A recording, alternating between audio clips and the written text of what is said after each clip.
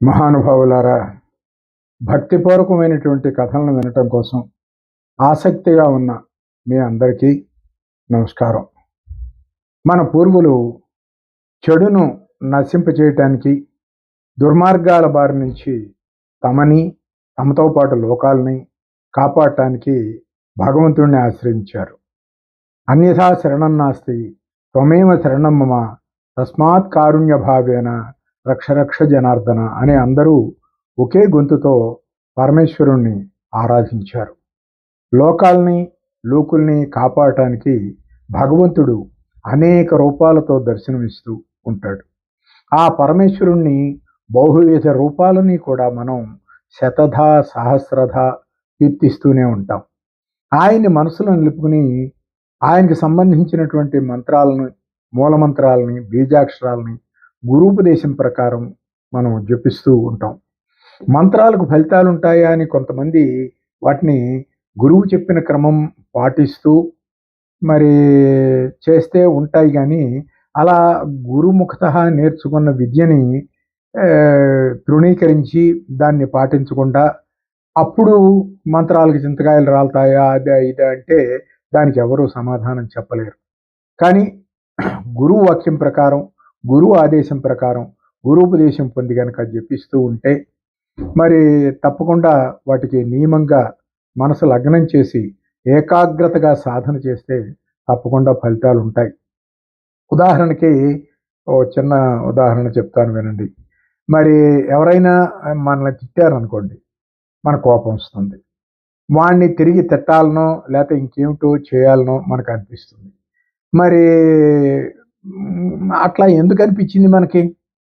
వాడిని తిట్టాలని లేకపోతే ఇంకేదో చేయాలని మనకి ఎందుకు అనిపించింది? వాడు తిట్టగానే మరి ఏదో అన్నాడని ఆవేశపడతాం.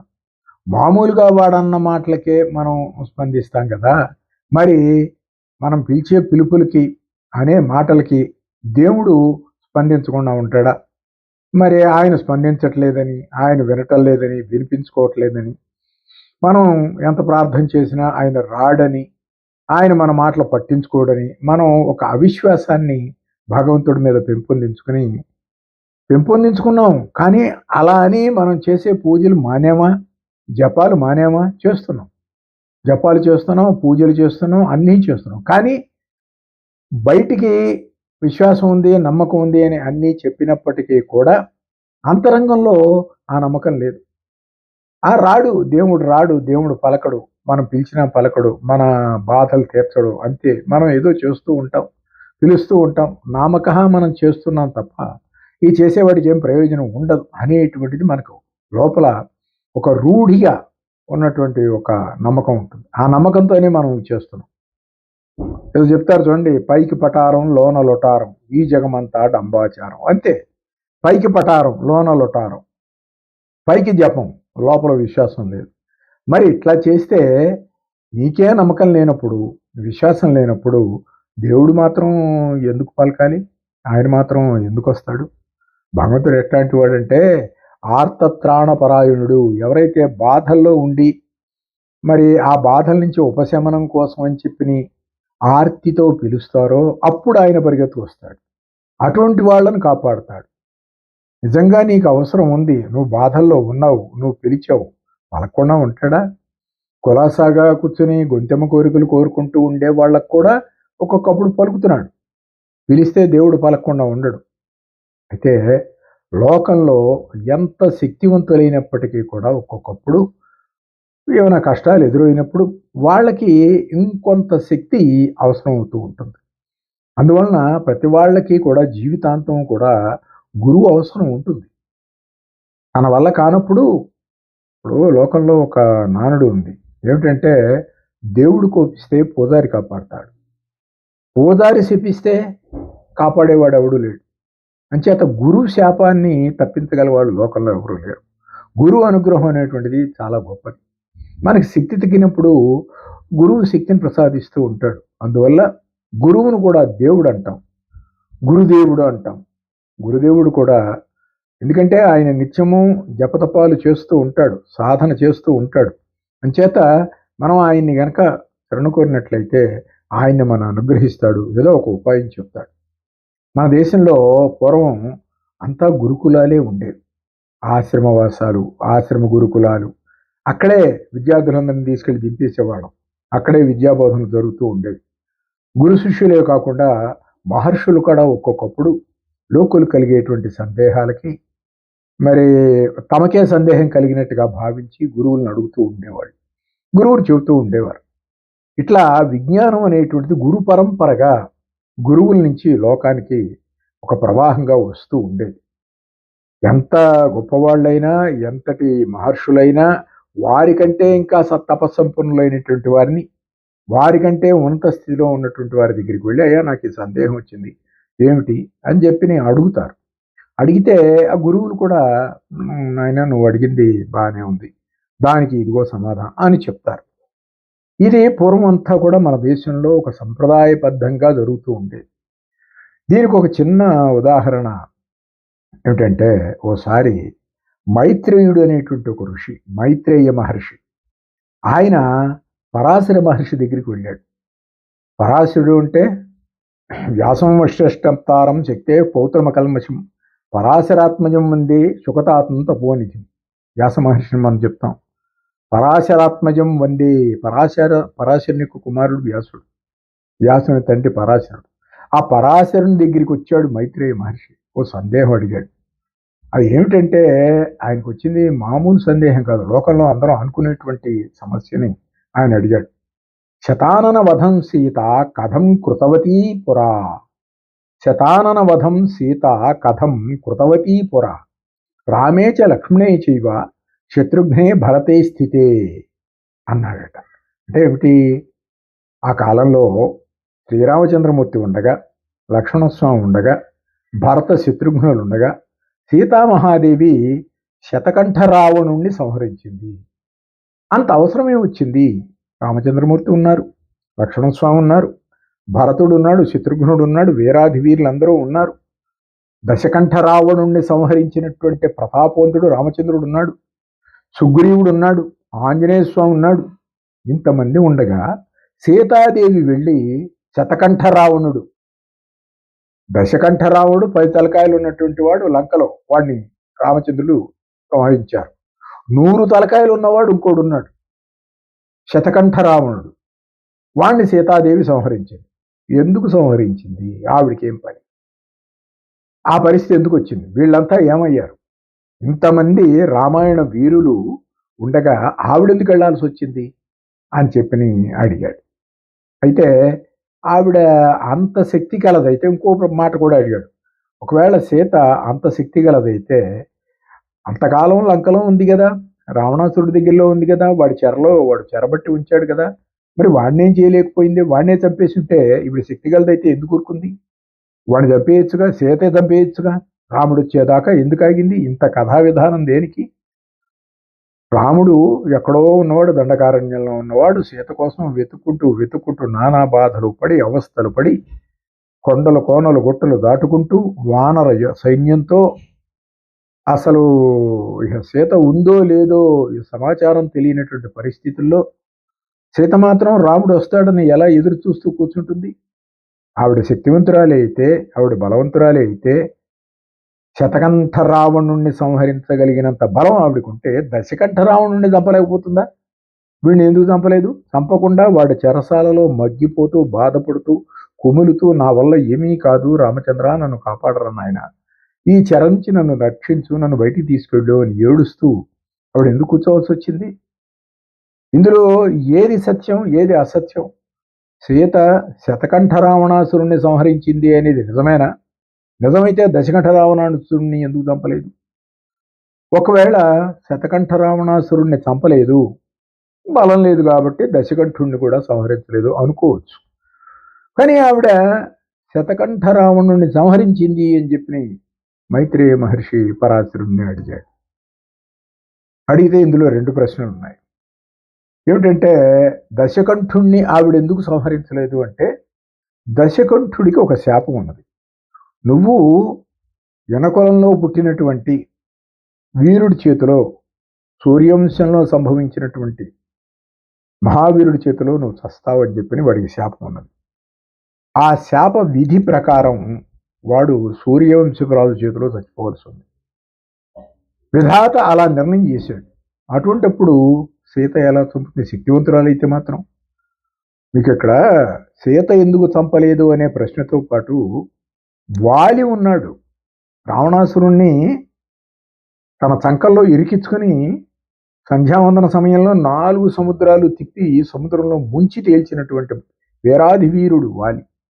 మరి అసలు ఆ వాలే చంపేసి ఉండొచ్చుగా. వాలి చేతిలో రావణాసురుడు ఎంత? మరి వాలి ఎందుకు చంపలేదు? ఎందుకంటే విధి విధానం అంటూ ఒకటి ఉంటుంది. నువ్వు చేయగలవ సమర్థుడు అయినా కూడా నువ్వు ఆ పని చేయవు. విధి చేయనివ్వదు నిన్ను. నువ్వంత బలవంతుడు అయినా సరే ఆ సమయానికి ఎంత గొప్పవాడైనా బాధలు పడాల్సి వస్తే పడాల్సిందే. సీతామహాసాధ్వి ఎంత గొప్పదైనా అప్పుడు పడాలి, ఆవిడ బాధపడి. ఒక ప్రశ్నకి సమాధానం. రెండవ ప్రశ్నకి, మరి ఈవిడ్ని అసలు ఇది నిజమా? ఇంతమంది ఉండగా ఆవిడెందుకు వెళ్ళింది, ఆవిడెందుకు చంపింది అని అడిగారు కదా. దానికి పరాశరుడు సమాధానం, సీతాయాశ్చరితం వక్ష్యే కళ్యాణం శృణు తత్వతః. సీతాయాశ్చరితం వక్ష్యే కళ్యాణం శృణు తత్వతః. యా లోకమాత శ్రీ విష్ణో వల్లభా జగదీశ్వరీ. యా లోకమాత శ్రీ విష్ణో వల్లభా జగదీశ్వరీ. ఓ మైత్రేయ, ఎవరైతే శ్రీ మహావిష్ణువుకి భార్య అయిందో, అఖిల జగత్తులకి కూడా అధికారిణి అయినటువంటిది ఉందో, ఇది లోకాలన్నిటికీ కూడా మాతృదేవత ఎవరో ఆ మహాదేవి సీతాదేవి యొక్క చరిత్ర ఉన్నదన్నట్టుగా నేను చెప్తాను, వినవయ్య అంటూ మొదలుపెట్టాడు. ఎందుకంటే ఆ శతకంఠుణ్ణి ఇప్పుడు ఎందుకు సంహరించాల్సి వచ్చిందనే కథా విధానాన్ని ఇక్కడ చెప్తున్నాడు. స్వాత్మానం రాఘవో మేనే, స్వాత్మానం రాఘవో మేనే కృతార్థం దైత్యనాశనాత్ యతస్మిన్ అంతరే వాణి అంతరిక్షే జగాడతం. ఇప్పటికి జరిగినటువంటి యుద్ధంలో రాక్షసులందరూ చనిపోయారు. ఇక రాముడు అనుకున్నాడు, నేను కృతార్థుణ్ణయ్యాను, రాక్షస సంహారం పూర్తి అయిపోయింది, సమస్త రాక్షస జనము కూడా చనిపోయారు, ఇక నాకు బాధ లేదు అనుకున్నాడు. రామచంద్రుడు ఇలా తనలో అనుకుంటుంటే ఆకాశవాణి చెప్పిందిట శ్రీరామచంద్రుడితో. ఏమని? శతయోజన భూతాబ్దం కియాన్ దశముఖాసురః. శతయోజన భూతాబ్దౌ కియాన్ దశముఖాసురః. 100 ఆమడల దూరంలో ఉన్న 10 తలల రావణాసురుడు ఎంతయ్యా? 100 ఆమడల దూరంలో ఉన్నాడు, నువ్వు వెళ్ళావు, వాడిని చంపేశావు, అక్కడతో పని అయిపోయింది అనుకుంటున్నావు. అలా ఎలా అవుతుంది? సహస్రయోజనాబ్దౌతు సహస్రయోజనాబ్దౌతు గగానే పరివర్తితః శతాననో వసేత్ రామ మహాబల పరాక్రమః. 1000 ఆమడల దూరంలో సముద్రానికి పైన ఆకాశంలో చాలా బలం కలిగినటువంటి 100 తలలు కలిగినటువంటి రాక్షసుడు ఒకడున్నాడయ్యా. శతానన రావణుడు వాడి పేరు. వాడిని ఎవ్వరూ లొంగదీయలేరు, ఎవ్వరూ కూడా, వాడు ఏ ప్రాణికి కూడా లొంగడు, వాడిని చంపవయ్యా అని చెప్పింది ఆకాశవాణి. రామచంద్రమూర్తి ఒకసారి దిగులు పడిపోయాట. 100 ఆమడల దూరం, 100 ఆమడల వెడల్పు కలిగినటువంటి సముద్రానికి వంతెన కట్టడానికి వానరులందరూ కలిసి ఎంతో కష్టపడ్డారు. లంకకు వెళ్ళడానికి 100 ఆమడల యోజనం దాటడానికి చాలా కష్టపడ్డాం. ఇప్పుడు 1000 యోజనాలు అంటున్నావు. 1000 యోజనాల పరిమితి కలిగినటువంటి సముద్రానికి వంతెన కట్టడం ఎట్లా సాధ్యపడుతుంది అని రామచంద్రుడు ఆలోచనలో పడ్డాడు. అప్పుడు ఆయన వెనకాల రామదూత హనుమాన్ ఉంటాడు కదా, ఆయన ఆంజనేయ స్వామి రామచంద్రుడితో అన్నట్ట, సప్తసాగర పర్యంతం వర్ధయిష్యామి సేతువతు. సప్తసాగర పర్యంతం వర్ధయిష్యామి సేతువతు లాంగూలేనాంబుధిం తీర్త్వా జహితం హి శతాననం. ఆయన ఏమన్నాడు చూసారా? సప్తసాగర పర్యంతం వర్ధయిష్యామి సేతువతు లాంగూలేనాంబుధిం తీర్త్వా జహితం హి శతాననం. నేను 7 సముద్రాల వరకు కూడా వంతెనలాగా నా తోకను పెంచుతాను. ఆ తోకను వారధిగా తీసుకుని వెళ్ళి ఆ 100 తలల రావణాసురుణ్ణి సంహరించు రామయ్య అన్నట్టు. ఇత్యుక్త్వా దీర్ఘలాంగూలం ప్రసార్య పవనాత్మజ. ఇత్యుక్త్వా ఇలా చెప్పిన తర్వాత దీర్ఘలాంగూలం ప్రసార్య పవనాత్మజ మార్గం కృత్వా సముద్రాంతం అతిష్టత్ తత్ర సంస్థితః. అలా చెప్తూ ఆంజనేయ స్వామి తన తోకను సముద్రం చివరి దాకా వ్యాపింపజేశాడు. ఒక మార్గాన్ని ఏర్పాటు చేశాడు. అప్పుడు శ్రీరామచంద్రమూర్తి చతురంగ బలాల్ని వానర సైన్యాన్ని తీసుకొని ఆ శతకంఠ రాక్షసుతో యుద్ధానికి సిద్ధంగా నిలబడ్డాడు. కానీ అక్కడ దాకా వెళ్ళాక ఆ రాక్షసుడు ఉండేది అంతరిక్షపురం, మామూలు నేల మీద కాదు, ఆకాశంలో కాదు, నీళ్ల మీద కాదు, అది అంతరిక్షపురం. ఆ పట్టణం చేరడం ఎవరి వల్ల కాదు. అది దేవతలకు గాని ఇతర రాక్షసులకు గాని అస్సలు కనిపించను కూడా కనిపించదుట. అయితే దాని చుట్టూ అగ్నిజ్వాలలు రెచ్చిపోతూ ఉంటాయి. అసలు అది దేవతలకు గాని ఇతర రాక్షసులకు గాని ఎక్కడ కనిపించను కూడా కనిపించదుట. దాని చుట్టూతో కూడా అగ్నిజ్వాలలు రెచ్చిపోతూ ప్రాకారంలాగా జ్వలిస్తూ ఉంటాయట. మరి అక్కడ ఎవరి బలపరాక్రమాలు కూడా ఏం పనిచేయవుట. ఈ మాట కూడా అశరీరవాణి చెప్పింది. మరి ఈ మాటలు విని రాములు వారు చాలా విచారపడ్డాడు. ఏం చేయడం? మరి ఒక్కొక్క రాక్షస పేడ వదిలిస్తున్నాం కదా అనుకుంటే ఇంకోళ్ళు తయారవుతున్నారు. ఎలాగెట్లా అయితే లోకం ఏమైపోతుంది అని బాధపడుతున్నాడు. అప్పుడు హనుమంతుల వారు తీవ్ర రూపం ధరించి అక్కడ ప్రాకారంలాగా రెచ్చిపోతున్నటువంటి అగ్ని జ్వాలలన్నిటినీ కూడా తోకతో పట్టుకుని సముద్రంలోకి విసిరేసి ఆ దూరం వరకు కూడా తన తోకను పెంచాట. ఆ పట్టణం కనిపించట్లేదని చెప్పాం కదా, ఆయనకి కనిపించింది. ఆయన దగ్గర ఈ మాయలు ఏం పనిచేయవు. ఈ మాయలు, మంత్రాలు, కుతంత్రాలు ఇట్లాంటివి ఆంజనేయ స్వామి దగ్గర అన్ని పటాపంచలైపోతాయి. అందుకని ఆ పట్టణం ఎక్కడైతే ఉందో అక్కడ వరకు కూడా తన తోకను పెంచాడు. పెంచి రాముల వారిని పిలిచాడు. రండి, నా తోక మీద కూర్చోండి, ఆ పట్టణానికి వెళ్ళండి, వాడితో యుద్ధం చేయండి అని చెప్పి పిలిచాడు. శ్రీరామచంద్రుడు తమ్ముళ్లతోనూ వానర వీరులతోనూ కలిసి ఆ రాక్షసుడితో భయంకరమైనటువంటి యుద్ధం చేశాడు. అయితే శరాంసి తస్య కృత్యేషు తీక్ష్ణై రాఘవ సాయకై. శిరాంసి తస్య కృత్యేషు తీక్ష్ణై రాఘవ సాయకై పునరేవా ప్రరోహంతే ఘోర రూప శిరాంసి వై. రామచంద్రుడు పదునైనటువంటి బాణాలు సంధిస్తూ ఆ రాక్షసుడి తలకాయలు ఖండిస్తూ ఉంటే అవి మళ్ళీ మళ్ళీ తిరిగి తిరిగి పుడుతున్నాయిట. వాటి రక్త బిందువులు ఎన్నైతే కింద పడుతున్నాయో అందులో నుంచి మళ్ళీ అంతమంది శతకంఠ రాక్షసులు పుడుతున్నారు. ఇలా ఎంతమంది శతకంఠులు పుడుతున్నారో అంతమంది వచ్చి రామలక్ష్మణుల మూర్ఛలో ముంచేశారట.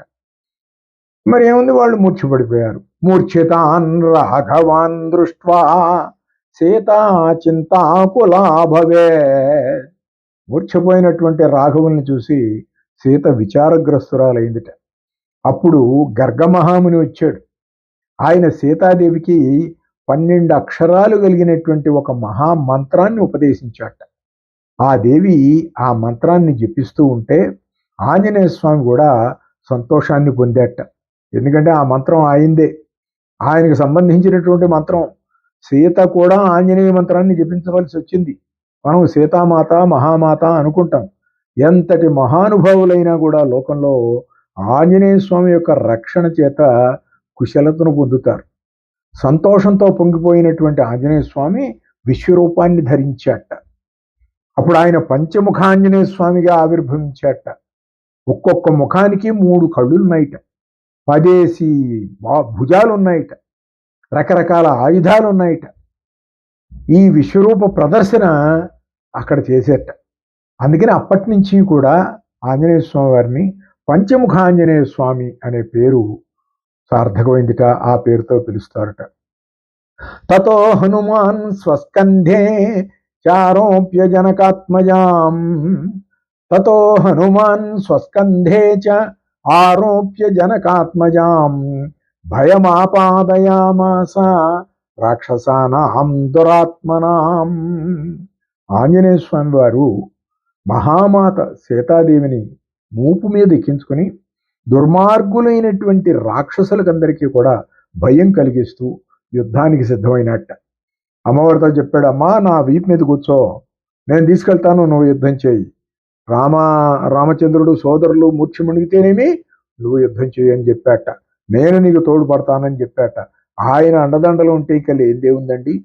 తతస్సీత భగవతి, ఈ మాటలు విని సీత భగవతే కాళీ రూపం దధౌ ధృతం, వెంటనే కాళీ రూపం దధౌ భయంకరీ బభూవాధ యుధే శతవర్షిణి.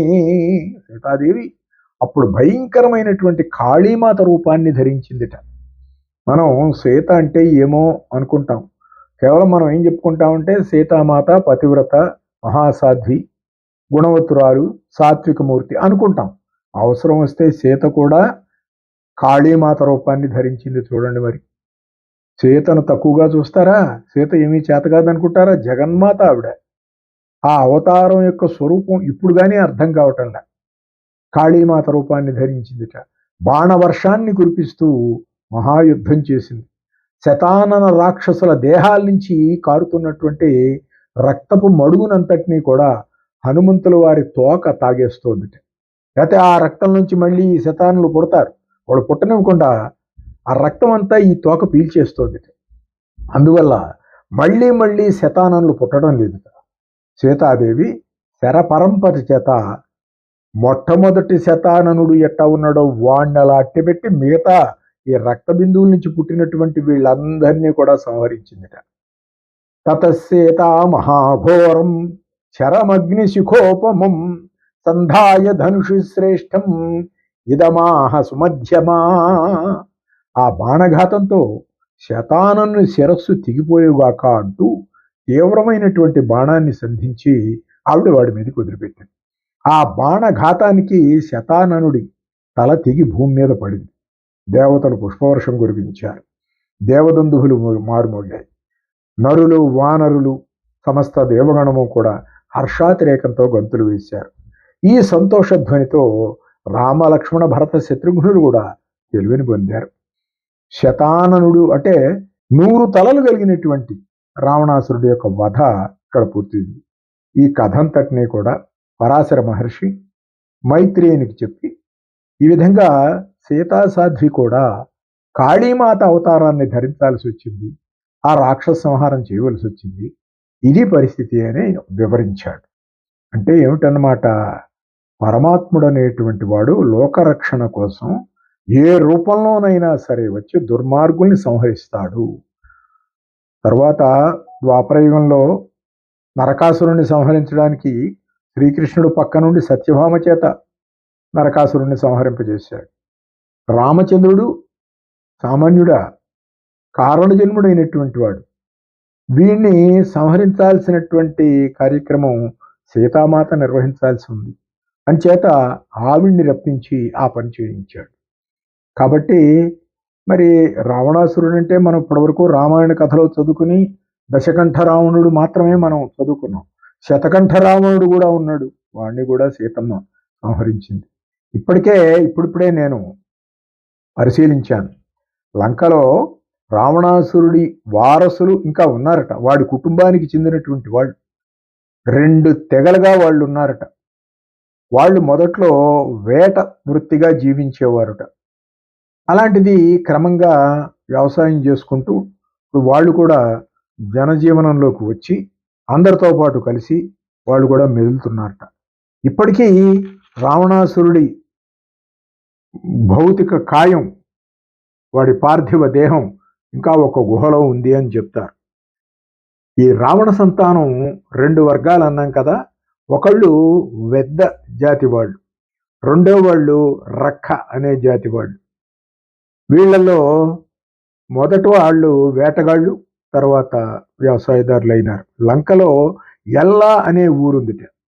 ఎల్లా అనే ఊళ్ళో బడుల్ల జిల్లా చెందినటువంటిది. అక్కడ ఉవా రాష్ట్రంలో రావణాసురుని గుహ ఉందిట. ఎల్లా అనే దానికి 2 కిలోమీటర్ల దూరంలో రావణ గుహలు, జలపాతాలు ఉన్నాయిట. రావణాసురుడు ఏ భాష మాట్లాడేవాడు అనే దాని మీద కూడా కొంతమంది పరిశోధన చేశారు.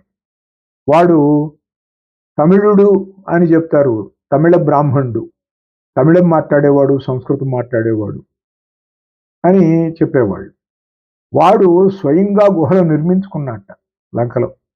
సరే, ఇవన్నీ ఈ రోజుల్లో చెప్తున్నారు, యువ సాక్ష్యాలు కూడా చూపిస్తున్నారు. కానీ మనకు కావాల్సింది ఏమిటంటే ఆధ్యాత్మిక చింతనలో మనం భగవంతుడు మన పట్టించుకోడు, ఎంత ప్రార్థన చేసినా ఆయన రాడు, ఎన్నాళ్ళు జపం చేసినా ఇంతే అనే మాట మాత్రం నిజం కాదు. ఒక్కసారి నువ్వు మనస్ఫూర్తిగా గోవిందా అన్నావంటే 7 కొండల వాడు ప్రత్యక్షం అవుతాడు, నీ బాధలు తీరుస్తాడు. కావలసింది విశ్వాసం, నమ్మకం. రామదాసు ఎన్ని బాధలు పడ్డాడు. చెరసాల్లో దెబ్బలు తింటూ దెబ్బల కోర్వక తిట్టినయ్యా, దెబ్బల కోర్వక తిట్టానయ్యా, నిన్ను తిట్టడం ఏమిటా, ఎన్ని బాధలు పడ్డాడు, ఎంత మనోవేదన పడ్డాడు. భగవంతుడు పరీక్షిస్తాడు.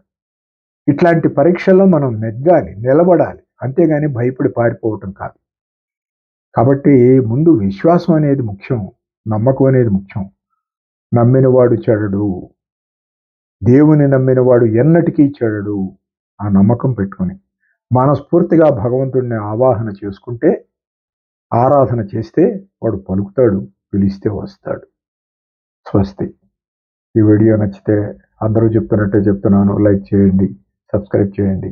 మరిన్ని మంచి వీడియోలు రావడానికి సహకరించండి. ధన్యవాదాలు.